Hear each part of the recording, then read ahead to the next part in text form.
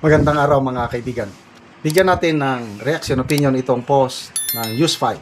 Title, Kudita na naman. Sinabi ni Senate President Alan Peter Cayetano na sinusubukan umano ng minority bloc na kausapin ang mga miyembro mula sa majority bloc para muling sumali sa kanila. Sabi niya, "You're always solid until you're not. But I believe in the 13. I believe in our cause," sabi niya.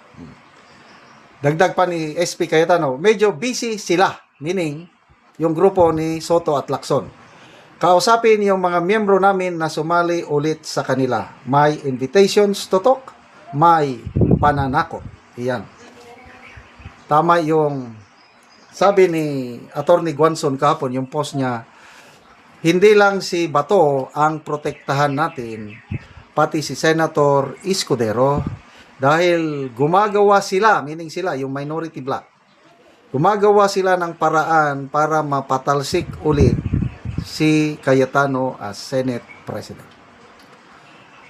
Nagpahayag na si Senator Cayetano sa press conference din kanina na sa Lunes, iko-convene na nila ang impeachment court. Manunumpa na si Senator Senator Cayetano as presiding officer. Then after that, yung 23 other senator judges will take their oath also. Kaya makonvene na. Then after that, tuloy-tuloy na. So, to me, that's good news. Dahil sa wakas, matutuldukan na itong usaping impeachment trial ni VP Sara. Itong minority o itong anti-Duterte forces, sabi na lang natin, Marcos Jr. administration. Dahil sabi ni Congressman Egay Arce, ang impeachment na ito against kay VP Sara ay disenyo ng Marcos Jr. administration.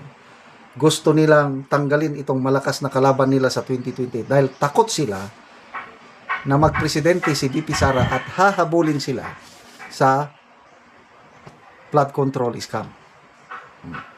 So, pag hindi nila mapatalsik si Senator Escudero as SP Senate President, delikado sila. Talagang sure na ang panalo ni VP Sara sa impeachment trial. At ang mas malaking problema nila, itong mga diehard Duterte haters, ay yung pagpapatuloy ng Senate Blue Ribbon Committee investigation. Sa Lunes daw, baka mabuo na nila ang mga committee chairmanship. Malalaman na natin kung tuluyan na bang ibabalik si Senator Marcoleta as Blue Ribbon Committee Chairman. So, ipagdasal po natin, mga kapwa ko DDS, na maging sulit itong partido. Yung siyam na yan, ang una nilang gagawin is kumbinsihin yung dalawa, yung independent. Subiri and Ejercito. Kailang itong nakita ko, anytime, pwedeng bumaliktad ito. Kailang, depende. Dapat, makakuha muna sila ng dalawa. Dapat ang minority bloc ngayon, Soto-Lacson tandem, makakuha ng dalawa sa majority. Kasi kung hindi sila makakuha ng dalawa, ay itong dalawang independent, hindi yan gagalaw. Ganyan lang yan. Watch and see. So, sino ang posibilidad na makuha nilang dalawa sa Brave 13? Yung original na siyam, yung original na minority, hindi na nila magagalaw. Solid as rock na yung siyam. Okay. Senator Pia Cayetano, hindi niya iiwanan ang kanyang kapatid. Ate siya eh. Karangalan ng pamilya Cayetano, Natutuwa ang dating Senador Cayetano, nakalimutan ko ang first name ng matandang Cayetano, na naging Senate President ang isang Cayetano. Bagay na yung matandang Cayetano, I don't think so, parang hindi siya naging Senate President. Yung anak niya, naging Senate President. O siyempre, si Ate Pia will do his best to protect his, her sibling. Kaya never na babaliktad si Senator Pia Cayetano. Okay. Yung 2 bilyar, nako. Noong una, panahon ni Escudero, nung nagkodita, overwhelming na kasi yung majority, kaya napilitan na lang yung 2 bilyar, sumama na rin. Kasi may 13 na sila 13. So kahit itong 2 bilyar, they will join yung grupo ni Escudero, wala rin kwenta. Kaya, sige, malis na lang. But this time, dahil nakataya na ang political career ni BP Sara, I will tell you, ang 2 bilyar, hindi yan magpapatinag. Kahit ipitin pa nilang mga kumpanya ng mga bilyar, sabihin mo na lang, mawala ang mga ibang negosyo ng bilyar, okay lang yan. Total, bilyonaryo naman. Dito na matitiba, masusubok ang pagkakaibigan ng Duterte at Villar. Nagsabi na si Senator Manny Villar nung bago pa nakidnap si Tatay Digong, matagal na naming kaibigan ng mga Duterte. Sabi. Kaya nagsalita sila, nagpayag ng suporta kay Tatay Digong. Kaya yung 2 bilyar, hindi nila makukuha. Ang pag-asa lang nila, si Senator Loren Legarda. Kaya lang, tinitignan ko si Loren Legarda, Senate pro tempore na siya. Second highest. O bakit pa ako lilipat? Kung, example, ako si Loren, lilipat ako doon. Majority floor leader lang, wala siyang kasi ang majority floor leader kaya malabo. Plus the fact na ang anak niya ginigipit ng Marcos Jr. administration, kaya malabo. Solid na itong 13 hanggang sa 2028 election, hanggang sorry na lang. Kodita, galingan ninyo. But to me, it will never happen. Dahil yung Brave 13, solid na yan. Bigyan natin ng reaction opinion itong video posted by ABS-CBN News. Caption, ganito, an irate o galit Senate President Alan Peter Cayetano said there's no question that the Senate is under attack as he counters accusations that the shooting incident was staged. Ngayon ko lang nakita na nagalit si Senator Alan Peter Cayetano. So, grabe naman tong mga mainstream media reporters na magtanong. Ito, pakinggan natin siya. Yeah. Sorry but I don't think there's any question. The Senate is under attack, was under attack. All of you, your lives were in danger last night. I know it's your job to ask a question, but you will tell me, pagka may nagpaputok na warning, hindi under attack yun? My God, we're a democracy. This is the Senate of the Philippines. Please naman. Di ba? Yeah. What do you think happens when there's no democracy? Who's the first casualty? The media. Wala lang media kapag wala. Di ba? Pag sinabing kami muna nagpaputok, umatras sila, or security guard ng GSIS yun, di sabihin nyo, baka ito ay gawa-gawa lang, baka ito ay drama. Pero nagko-focus kami dito, hinihintay namin articles of impeachment, nakita nyo naman lahat ng pangyayari. Napakagaling ko naman mag-orchestrate ng lahat na yan. Kaya kong papuntahin dito mga armadong grupo. You know my history. I've been in government since 1992. Do you have any history of doing that? O sa Taguig, have you done anything like that ever? No, so, excuse me, I mean, I'm not taking offense at the question, but, if you have any doubt, you're doubting our democracy, you're not doubting my statements. Ko lang, sir. Sama. Sorry but I don't think there's any question. The Senate is under attack, was under attack. All of you, your lives were in danger last night. I know it's your job to ask a question, but you will tell me, pagka may nagpaputok na warning, hindi under attack yun? My God, we're a democracy. This is the Senate of the Philippines. Please naman. Di ba? Yeah. What do you think happens when there's no democracy? What? Ayun. Sabi kasing tanong naman ng media na warning shot lang daw. Wala naman, hindi naman under attack dahil warning shot. Nako, na 2 beses nang nag-live, Facebook live si Senator Pia Cayetano. Bibihira. Ngayon ko lang napanood si Senator Pia nag-Facebook live. Dinidetalye niya yung nangyari. Talagang grabing putukan. Hindi lang 10 minutes, 20 minutes.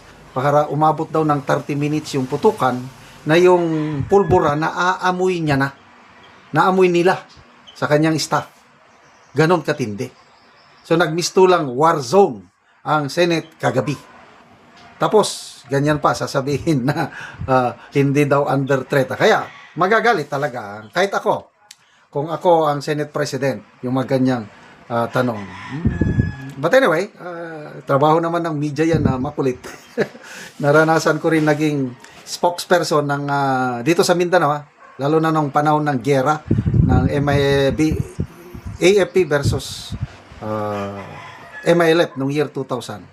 Marami talagang makukulit na media. I don't know kung may matanda naman ako. Parang hindi ko naman pinakita yung galit ko sa mga ano. Kasi naturoan kami na huwag naming awayan ng press. Konting ano. Kaya lang, yung mga ganong makukulit na media, ang style ko noon, pag tinimbrehan ako ng aking mga tao na, sir, nandito yung media na ganito. Yan ba yung makulit? Sabihin mong busy ako. Sabihin mong may lakad ako. O wala. Hindi ko na siya inaasikaso. Para hindi na ako niya kulitin. Hindi siya makakuha ng informasyon. Yung mga kaibigan naman naming media, yung talagang matitino, kahit wala ako, sabi ko sa aking matawan, pagdating ng mga matitinong media, ibigay nyo yung kopya ng mga spot report. Libre silang bukat-katin para makakuha sila ng kanilang balita. Ganon. Malala ko pa gabi na, nasa quarters ko na. Biglang pumunta doon, ABS-CBN pa noon, kaibigan ko ang mga reporters ng ABS-CBN.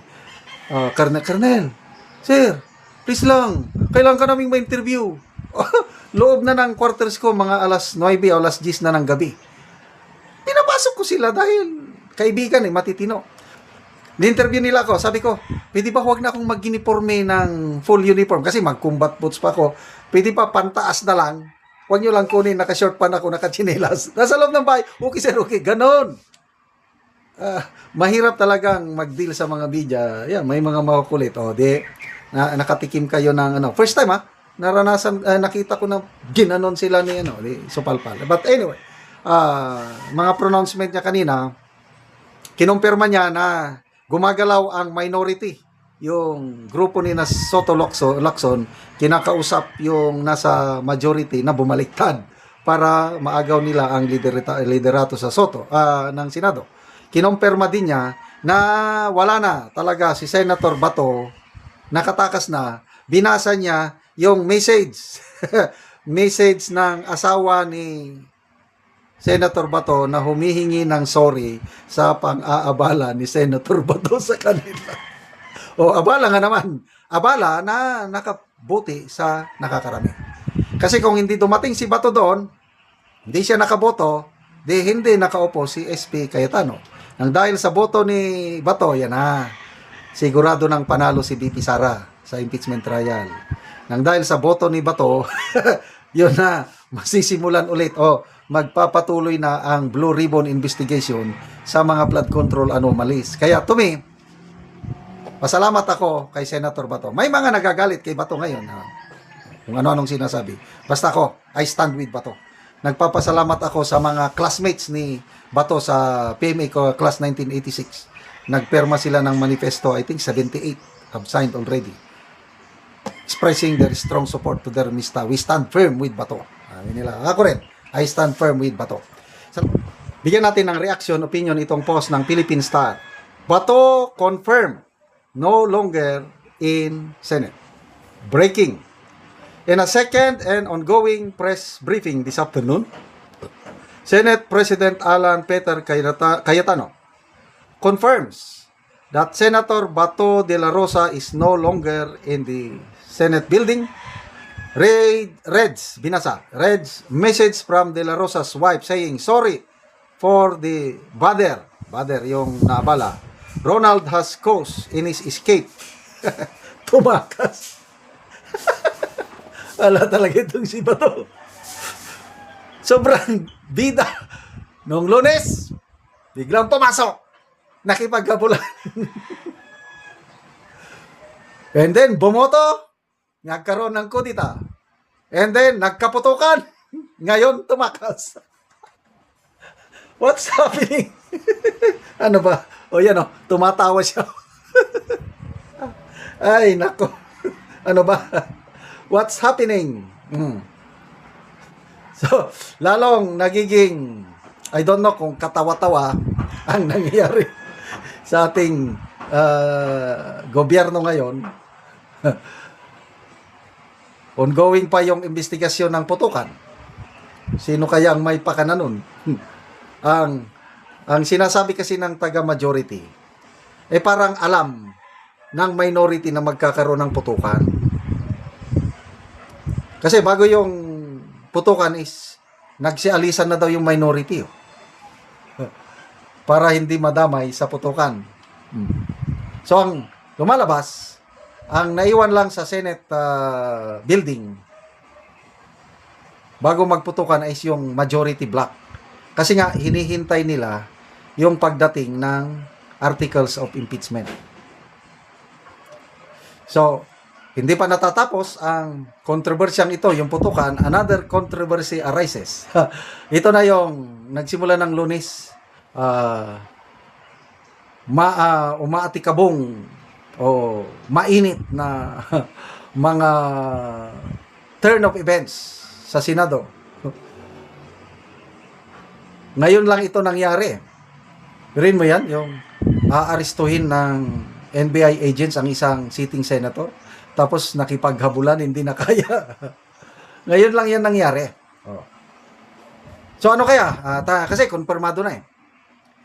What will happen?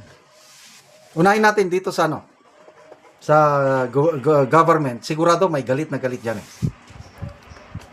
Yung sinasabi ng palasyo na wala daw utos ang Pangulo na huliin si Bato, hindi ako maniwala doon. Hindi naman gagalaw yung NBI kung hindi utosan ng nakakataas sa kanila. Wala daw utos. So heads will roll. May sisibakin. Itong si Trillanes, may nabasa akong post na handa daw siya na tanggapin kung ialok sa kanya ang DILG post. Hindi. Hindi yan masisibak si Remulla, John Vic. I tell you. He will remain. Malaking utang na loob ni PBBM sa mga Remullas. Baka lang ang pwedeng sibakin dito ay si NBI Director Matibag.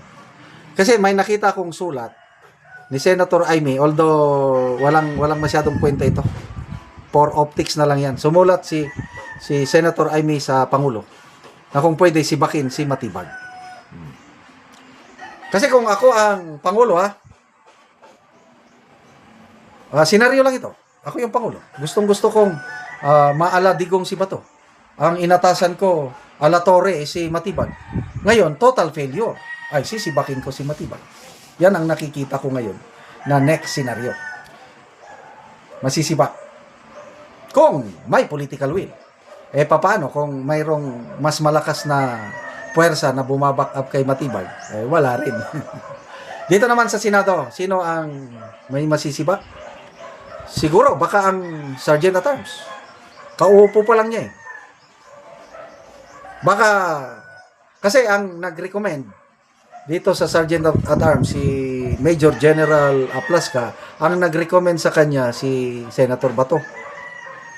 So, tungkulin ng Sergeant at Arms na proteksyonan si Bato. Kaya lang, I don't know, kasama ba sa proteksyon niya yung pinabayaan niyang tatakas? Palagay ko, kung ako naman si Senator Alan Peter Cayetano, para maging patas ako, somebody must be punished. At posible, itong Sergeant at Arms, total, kaupo pa lang niya. Palagay ko, kasama na yon sa plano ni Bato. Total, siya naman ang nag-recommend. I don't know kung mista ba sila o 1987. Palagay ko, class 1987 ito, si Aplasca, junior ni Bato. Baka, okay, takas ako, kailan sacrificial lang ka, matatanggal ka. Yes sir, walang problema. Kaupo ko pa malang.